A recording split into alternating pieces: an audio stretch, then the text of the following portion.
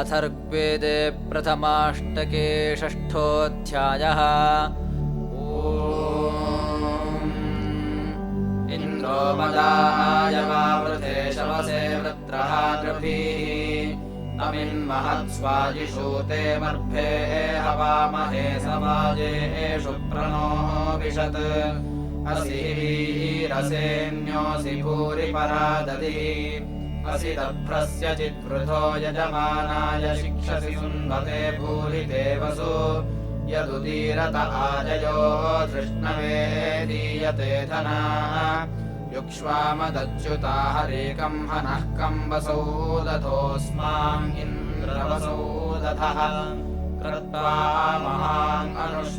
भीमावावृथे शवाः श्रियर्विश्व उपाकयोर्निशिप्रे हरिमान् दधे हस्तयोर्वज्रमायसम् आपप्रौ पार्थिवम् रजो बद्बधे रोचनादिवि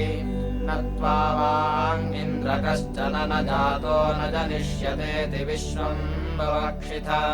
यो अर्यो मर्तभोजनम् पराददाहादिदाशुषे इन्द्रो अस्मभ्यम् शिक्षतु विभजा भूरिते वसुभक्षीयत पराधसः मदे मदेहिनो दतिर्यूथागवाः मृजुक्रतुः सङ्गृभाय पुरुषतो भया हस्त्या वसुशिशीहिराय आभरा मादयस्व सुते स चाशवसे शूरराधसे विद्नाहित्वा पुरो वसुमुपकामान् ससृज्महेथा नोविता भव एतेत इन्द्रजन्तवो विश्वम् पुष्यन्ति वार्यम् अन्तर्हिख्यो जनानामर्यो वेदो अदाशुषान्तेषान्नो वेद आभरा उपोषु शृणु हि गिरो मखवन्मा तथा इव यदा नः सूदृतावतः कर आदर्थया स इत्योजान्विन्द्रते हरिः अक्षन्नमीमदन्तह्यवप्रिया अधूषत अस्तोषतस्वभानवो विप्राणविष्ठया मतीयो जान्विन्द्रते हरिः सुसन्दृशन्ता वयम् मघवन्वन्दिषेमहे प्रनोनम् पूर्णवन्धुरस्तुतो याहि वशाम् कनुयो जान्विन्द्रते हरिः सखातम् वृषणम् रथमधितिष्ठादिगोविदम् यः पात्रम् भार्यो जलम् पूर्णमिन्द्रचिकेतति यो जान्विन्द्रते हरिः युक्तस्ते अस्तु दक्षिण उत सव्यशतक्रतो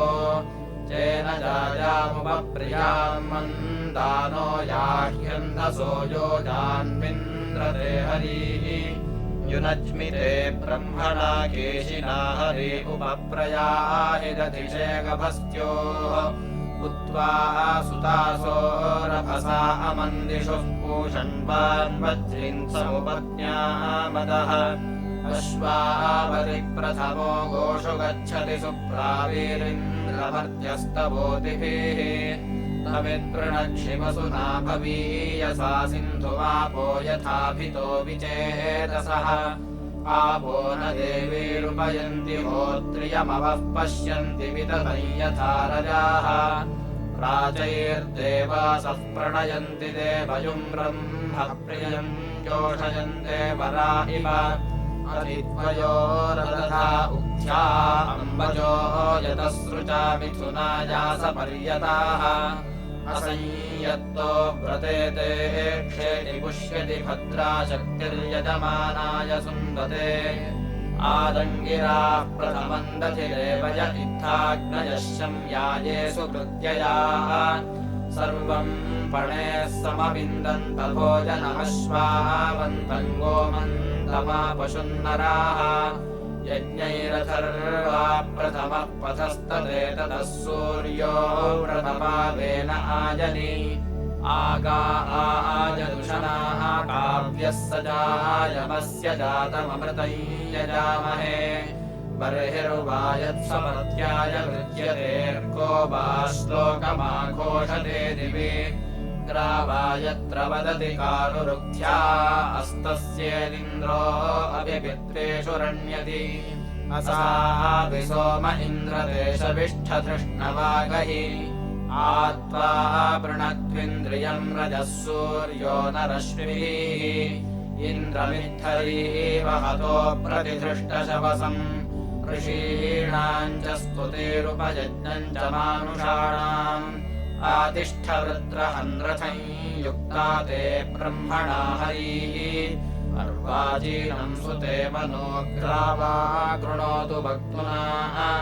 इममिन्द्रसुतम् विभज्येष्ठममर्त्यम् मदम् शुक्रस्य त्वाभ्यक्षरम् धाराऋतस्य सादने इन्द्रायनो नमर्चतोक्तानि च ब्रवीतन सुता अमत्सुरिन्दवो ज्येष्ठम् नमस्यतासहाः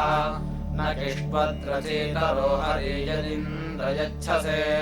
न किष्वानुमज्मना न किस्वश्व आनशे य एक विद्विदयते वसुमर्ताय दाशुषे ईशानो अप्रतिष्कुत इन्द्रो अङ्गा कदा मर्तमराधसम्पदाक्षुम्पमिव स्फुरत् कदा नः शुश्रवद्गिर इन्द्रो अङ्गा यश्चिद्धित्वा बहुभ्य आसुतावाम् आविवासति उग्रम् तत्पद्यते शव इन्द्रो अङ्गा स्वादो रिद्धाभिशोभतो बद्धः पिबन्ति गौर्याः या इन्द्रेण सयावरीर्वृष्णा मदन्ति शोभसे वस्वीरनुस्वराज्यम् ता अस्य पृशनायुवः सोमम् श्रीणन्ति पृष्णयः प्रिया इन्द्रस्य तेन वो वज्रम् हिन्वन्ति सायकम् वस्वीरनुस्वराज्यम् ता अस्य नमसा सहस्र पर्यन्ति प्रचेतसः व्रतान्यस्य षष्टिरे पुरोणि पूर्वचित्तये वस्वीरनुस्वराज्यम् इन्द्रो दधीचो अस्थभिर्वृत्राण्यप्रतिष्कुतः जघाननवतीर्नव यच्छन्नश्वस्य यच्छिरः पर्वतेष्वपश्रितम् तद्विदच्छर्यणावति अत्राहघोरमन्मथनामत्पष्टुरभीज्यम् इत्था चन्द्रमसो गृहे को अद्ययुङ्क्ते धुलिगारतस्य शिमीवतो भाविनो दुर्हृणायूर आसन्निशो हृत्स्वसोमयो भून्य एषाम् भृत्या मृणधत्सजीवात् क ईशते तुज्यते को विभाय कोमम् सते सन्तमिन्द्रम् को अन्ति कस्तोकाय क इहायोतरायेधि प्रवर्तन्वे एको जनाय को अग्निमीट्टे हविषा कृतेन सृजाय जाता ऋतुभिर्ध्रुवेभिः तस्मै देवा आवहानाशो होमकोमम् सते वीतिहोत्रः सुदेवः त्वमङ्गप्रशंसिषो देवस्य विष्ठमर्त्यम् न त्वदन्यो मघवन्नस्ति मर्डितेन्द्रब्रवीविदेव चाह माते राधांसि मात ऊतयो वसोऽस्मान् कदाचनादभन् विश्वाचन उपमिमीहि मानुषवसूनि चर्षणिभ्यः प्रजेशुम्भन्ते जनयो न सप्तयो यामन् रुद्रस्य सूनवः सुदंससः रोदसीहि मरुतश्चक्रिरे वृथे मदन्ति वीरा विदथेषु हृष्वयः त उक्षितासो महिमानमाशदति विरुद्रासो अधिचक्रिरे सदाः अर्चन्तो अर्कम् जनयन्त इन्द्रियमधिश्रियो दधिरे वृष्णिमातरः गोमातरो यच्छुभयन्ते अन्तिभिस्तनोषु शुभ्रादधिरे विरुक्मतः बाधन्ते विश्वमभिमादिनमपवर्त्मान्येषामनुरीयते कृतम् पिये भ्राजन्ते सुमकासवृष्टिभिः प्रज्यापयन्तो अच्युताचिदोजसा मनोजुगो जन्मरुतो रथेष्वा वृषौ रातासः पृषतीरयुक्तम्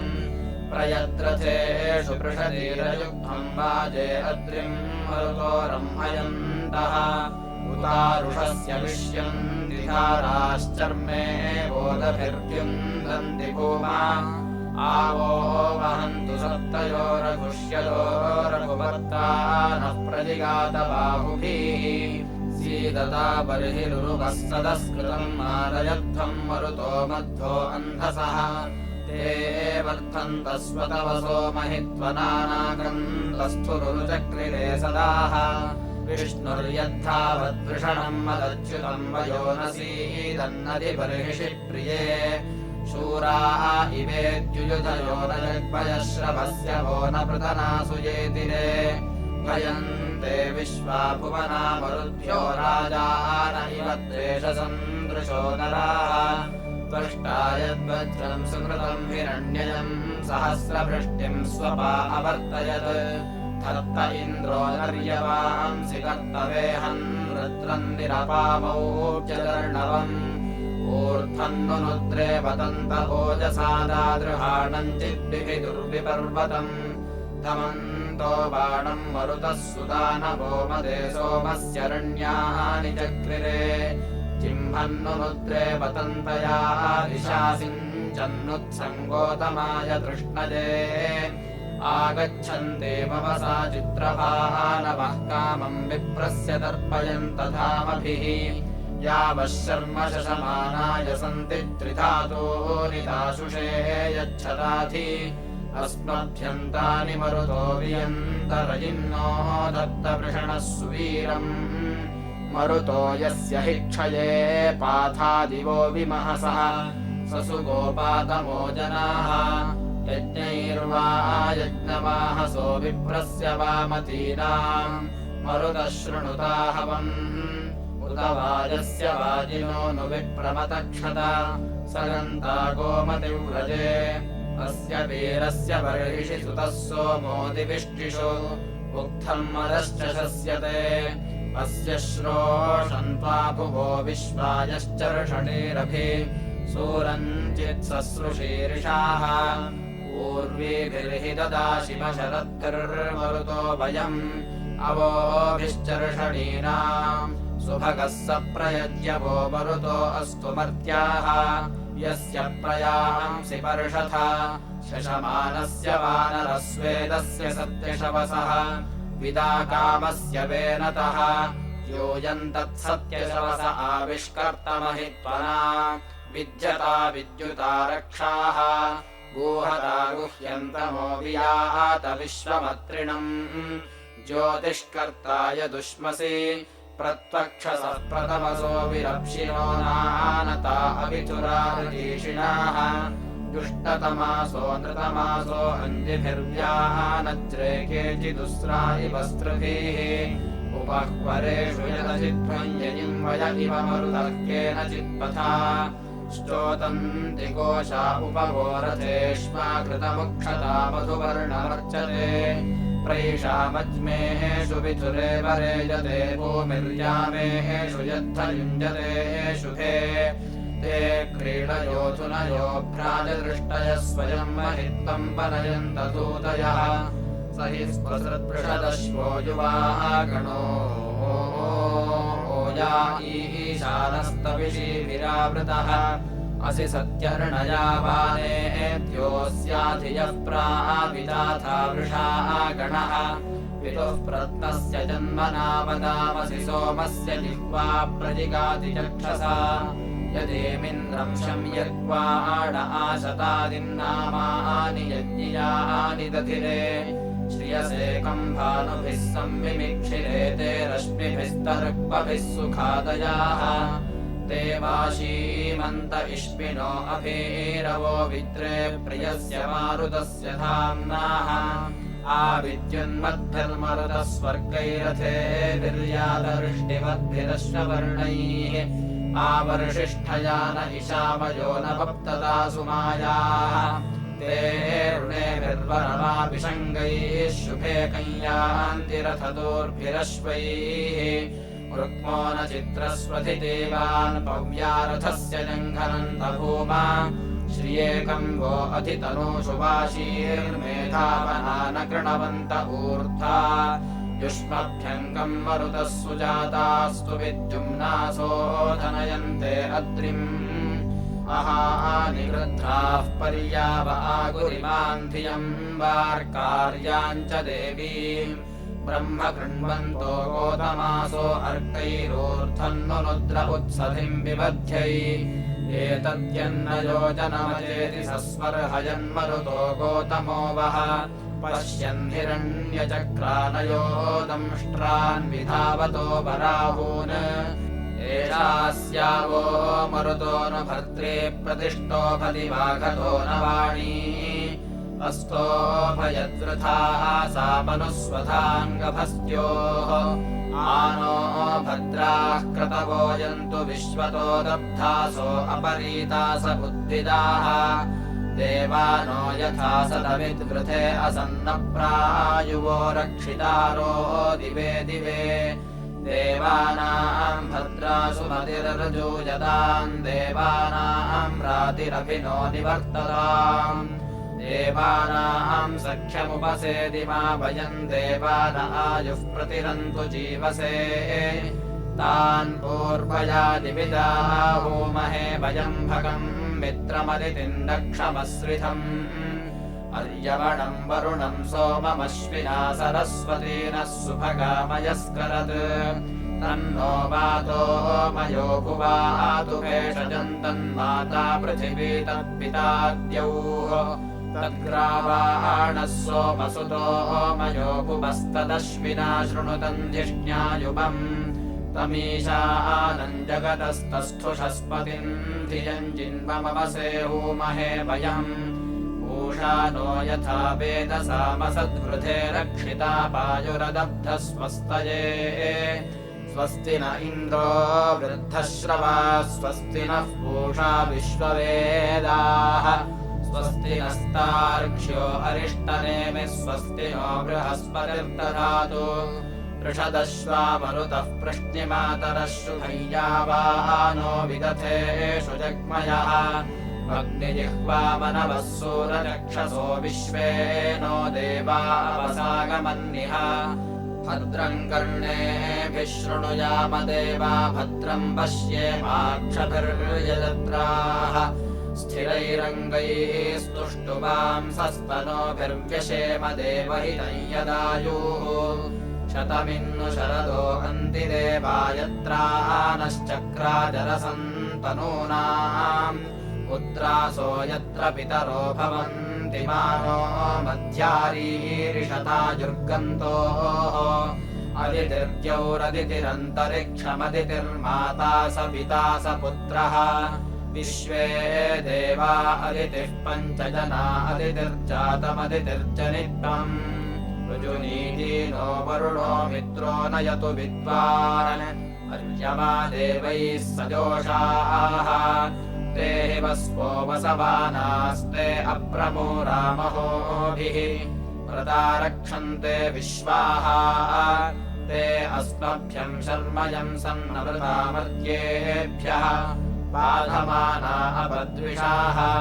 विनः पथः सुविताय चियन्त्विन्द्रो मरुताः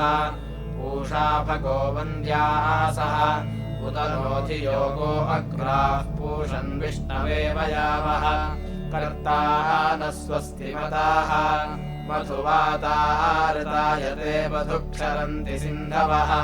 माध्वेर्नः सन्तोषधीः मधुनक्तमुतोषसो मधुमत्पार्थिवम् व्रजाः मधुद्यौरस्तु नः पिता मधुमान्नो वनस्पतिर्मधुमान्नस्तु सूर्याः माध्वीर्गावो भवन्तु नः शन्नो मित्रः शं वरुणः शन्नो भवत्पर्यमा शन्न इन्द्रो बृहस्पतिः शन्नो विष्णुरुक्रमः त्वम् सोमप्रचिकितो मनीषा त्वम् रजिष्ठमनुनेषि पन्थाम् तव प्रणीते पितरो न इन्दो देवेषु रत्नमभजन्त धीराः त्वम् सोमक्रतुभिः सुक्रतुर्भूस्त्वम् दक्षैः सुदक्षो विश्ववेदाः त्वम् वृषा वृषत्वेभिर्महित्वा द्युम्नेभिर्द्युम्न्यभवो नृचक्षाः राज्ञो नु ते वरुणस्य व्रतानि बृहद्गभीरम् तव सोमधाम शुचिष्वमसि प्रियो न मित्रो दक्षाय्यो अर्यमेवासि सोम या ते धामानि दिवि या पृथिव्यां या पशुपतेष्वोषधेष्वप्सु तेभिर्नो विश्वैः सुमना अहेळन् राजन् सोमप्रतिहव्यागृभाय त्वं सोमासि सत्पतिस्त्वं राजोतवृत्रः त्वं भद्रो असि क्रतुः त्वं च सोमनो वशो जीवातुं नमरामहे प्रियस्तोत्रो वनस्पतिः त्वं सोममहे भगन्तं यो न ऋतायते दक्षं दधासि जीवसे त्वन्नः सोम विश्वतो रक्षा राजन्नखायतः नरिष्ये त्वावतः सखाः सोमयास्ते मयो भुव ऊतयः सन्ति दाशुषे ताभिर्नो विता भव इमं यज्ञमिदं वचो जुजुषाण उपागहि सोमत्वन्नो वृथे भव सोमगीर्भिष्ट्वा वयं वर्धयामो वचो विदाः सुमृळीको न आविश गयस्फानो अमीवः वसुवित्पुष्टिवर्धनः सुमित्रः सोमनो भव सोमरारन्धिनो हृदि गावो न यवसेष्वा मर्य इव स्व ओक्ये यः सोमसख्ये तव रारणद्देवमर्त्याः तम् दक्षः सजते कविः पुरुष्याणो अभिशस्ते सोमनिबाह्यं हसः सखा आसुषेव एधिनः आप्यायस्व समेतु ते विश्वतः सोमवृष्ट्यम् भवावाजस्य सङ्गथे आप्यायस्व मदिन्तमसोम विश्वेभिरंशुभिः भवानः शुश्रवस्तमः सखा वृधे सन्ते पयांसि समुयन्तु वाजाः संवृष्ण्यान्यभिमादिशाः आप्यायमानो अमृताय सोमदिविश्रवांस्युत्तमानि धिष्वा या ते धामानि हविषा यजन्ति ताते विश्वा परिभोरस्तु यज्ञम् गयस्फानः प्रतरणः सुवीरो वीरः प्रजरा सोमदुर्याय सोमो धेनुम् सोमो अर्वन्तमाशुम् सोमो वीरम् कर्मण्यम् ददाति सातन्यम् विदध्यम् सभेयम् वितृश्रवणं यो ददाश तस्मै अषाह्णं यत्सुपृतनासु बभ्रिम् स्वर्षामप्साम् वृजनस्य गोपाम् हरेषु जां सुक्षितिं सुश्रवसञ्जयन् त्वामनुमदेम सोम त्वमिमा ओषधीः सोम विश्वास्त्वमपो अजनयस्त्वङ्गाः त्वमाददन्थोर्वा अन्तरिक्षं त्वं ज्योतिषापितमो ववर्थ देवेन नो मनसा देव सोमरायो भागं सहसा वन्नभियुध्य मा त्वातनतीशिषे वीर्यस्योभयेभ्यः प्रतिचिकित्सा गविष्टौ एता बुद्ध्या उषसः केतुमक्रतपूर्वे अर्धे रजसो भानुमञ्जते निष्कृण्वाना आयुधानेव धृष्णवः प्रतिगावो ऋषीर्यन्ति मातराः उदभक्तन्नरुणा भानवो वृथा स्वायुजो अरुषीर्गा अयुक्षत अक्रन्नुषासो वयुनानि पूर्वथारुषन्तम् भानुमरुषीरशिश्रयुः अर्चन्ति नारीरवसो न विष्टिभिः समानेन योजनेनापरावताः इषं वहन्ति सुकृते सुदानवे विश्वेदः यजमानाय सुन्वते अधिपेषां शिवपते धृतोरिवापोर्णुते वक्षुस्रेव वर्जहम्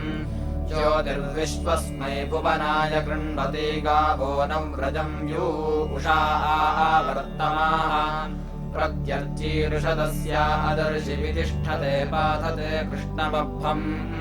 स्वरुन्नपेशो विदथेष्वञ्जम् चित्रम् दिवो दुहिता भानुमश्रेत अतारिष्मदमसस्पानमस्योषा उच्छन्ती वयुना कृणोति श्रिये छन्दो न स्मयते विभाति सुप्रतीकासौ मनसायाजीगः भास्वती नेत्री सूदृतानाम् दिवस्तवे दुहिता गोतमेभिः प्रजापतो नृपतो अश्वबुद्ध्यानुषो गो अग्राङ्गुपमासि वाजान् उषस्तमस्याम् यशसम् सुवीरम् दासप्रवर्गम् रजिमश्वबुद्ध्यम् सुदम् ससाश्रवसाया विभासि वाजप्रसूता सुभगे बृहन्तम् विश्वानि देवी भुवनाभिचक्ष्या प्रतीची चक्षुरुर्विया विभाति विश्वम् जीवम् चरसे बोधयन्ति विश्वस्य वाचमविदन्मनायोः पुनः पुनर्जायमाना पुराणी समानम् वर्णमभिशुम्भमाना स्वग्नेव कृत्नुर्विज आमिनानामर्तस्य देवी जरयन्त्यायुः योन्मते दिवो अन्ताङ्गबोध्यपस्वसारम् सनुतर्युयोति प्रमिनते मनुष्या युगानि योषाः जारस्य चक्षसा विभाति पशून्नचित्रा सुभगाः प्रधाना सिन्धुर्नक्षोद उर्वियाव्यश्वैत् अमिनतीदैव्या निव्रतानि सूर्यस्य चेतिरश्मिभिर्दृशाना उषस्तच्चित्रमाभरास्मभ्यम् वाजिनीवति येन तोकम् च तनयम् च धामहे उषो अद्येह गोमत्यश्वावति विभावरि रेवतस्मे व्युच्छसो नृतावति युक्ष्वा हि वाजिनीवत्यश्वामत्यारुणाम् उषः अथा नो विश्वासौ भगान्यावः अश्विनावर्तिरस्मदा गोमत्तस्राहिरण्यवत् अर्वाग्रथम् समनसा नियच्छतम् या विद्धा श्लोकमादिवो ज्योतिर्जनाय चक्रतुः आन ऊर्जम् वहतमश्विना युवम् एह देवामयो पुवादस्राहिरण्यवर्तनी उषर्बुधो वहन्तु सोमपीतये अग्निः सोमाभिमम् सुमे शृणुतम् वृषणाहवम् प्रतिसूक्तानि हर्यतम् भवतम् दाशुषे मयाः अग्निः सोमायो अद्य वामिदम् वचः सपर्यति तस्मै धत्तम् सुवीर्यम् गवाम् पोषम् स्वश्व्यम् अग्निः सोमाय आहुतिम् यो वान्दाशार्धविष्कृतिम् स प्रजया सुवीर्यम् विश्वमायुर्यश्नवत् अग्निः सोमा चेति तद्वीर्यम् वाय्यतमुष्णीतमवसम् पडिङ्गाः अवादिरतम् वृषयस्य शेषो विन्दतम् ज्योतिरेकम् बहुभ्याः युवमेतानि दिविरोचनान्यग्निश्च सोमसक्रतो अदत्तम् युवम् सिन्धोऽङ्ग्रभिषस्तेरवत्यारग्निः सोमावमुञ्चतम् गृभीतान् आन्यन्दिवो मातरिष्वाजभारामथ्नादन्यम् परिष्येनो अद्रेः अग्निः सोमा ब्रह्मणा वा वृथानोरुयज्ञाय चक्रथुरुलोकम् अग्निः सोमा हविषः प्रस्थितस्य वीतम् हर्यतम् वृषणाजुषेथा सुशर्माणा स्ववसाहि भूतमथा धत्तम् यजमानाय संयोः यो अग्निः सोमा हविषा सपर्याद्दे भद्री च मनसा यो घृतेन तस्य व्रतम् रक्षतम् वातमम् हसो विषेजनाय महि शर्म यच्छतम् अग्निः सोमा सवेदसा सहूतीवनतङ्गिराः सन्देवत्रा बभूवथुः अग्निः सोमा वनेन वायो वाङ्घृतेन दाशति तस्मै दीदयतम् बृहत् अग्निः सोमाभिमानिनो युवम् हव्याजुजोषतम् आयातमुपनः स च अग्निः सोमाभिवृतमर्वतो न आप्यायन्तामुश्रियाः हव्यसूदाः अस्मे बलानि भगवत्सु दत्तम् कृणुतन्नो अध्वरम् सृष्टिमन्तम्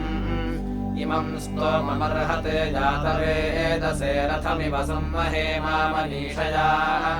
भद्राहिनः प्रमदिरस्य संसद्यज्ञे सख्ये मारिषामावयन्तव यस्मै त्वमायजसे ससाधन्त्यदर्वाक्षेति दधते सुवीर्यम् स स तूतावनैनमुष्णोत्यम् हतिरग्ने सख्ये मारिषामा वयन्तव शके मत्वा समिधम् साधयाधि यस्ते देवा हविरदन्त्याहुतम् त्वमादित्याम् आवहताम् स्युष्मस्यग्ने सख्ये मारिषामा वयन्तव भरा आवेद्धम् कृणवामा हवींशिते चितयन्तः पर्वणा वयम् जीवातवे प्रतरम् साधयाति योग्ने सख्ये मारिषामा वयन्तव दिशाङ्गोपा अस्य चरन्ति जन्तवोद्विपच्चयदुत चतुष्पदत्तुभिः चित्रः प्रकेत उषसो महाम् अस्यग्ने सख्ये मारिषामा वयन्तव त्वमध्वर्युरुतहोदासि पूर्व्यः प्रशास्ता होदा जनुषाः पुरोहितः विश्वा विद्वाम् आर्द्विज्याधीरपुष्यस्यग्ने सख्ये मारिषामा वयन्तव यो विश्वतः सुप्रतीकः सदृङ्गसि दूरे चित्सन्तळिदिवातिरोचसे रात्र्याश्चिगन्धो अधिदेव पश्यस्यग्ने सख्ये मारिषामा वयन्तव पूर्वो देवा भवतु सुन्वतो रथोऽस्माकम् शंसो अभ्यस्तु दूढ्याः तदा जानीतोत पुष्यतावचोऽग्ने सख्ये मारिषामा वयन्तव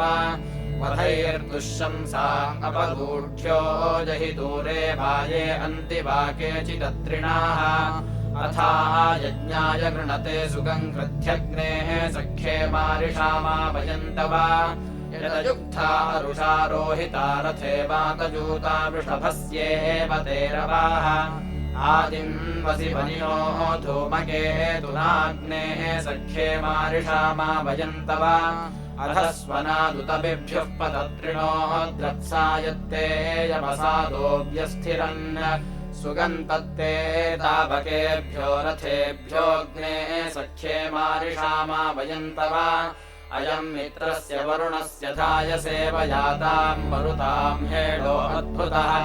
मृडासु नो भूत्वेषाम् मनः पुनरग्ने सख्ये मारिषामा वयन्तव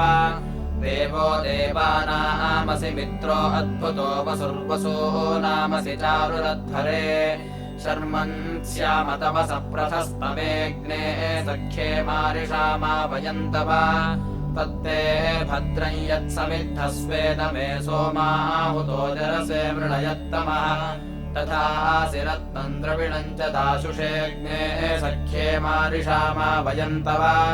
यस्मै त्वम् सुद्रविणो ददाशो नागास्तमदिते सर्वदाता यम् भद्रेण शवसा चोदयासि प्रजापताराधसाते स्याम सत्त्वमग्ने सौभगत्तस्य विद्वानस्माकमायुः प्रतिरेहदेव तन्नो मित्रो वरुणो मामहन्तामदितिः सिन्धुः पृथिवी उदद्यौः इति प्रथमाष्टके षष्ठोऽध्यायः।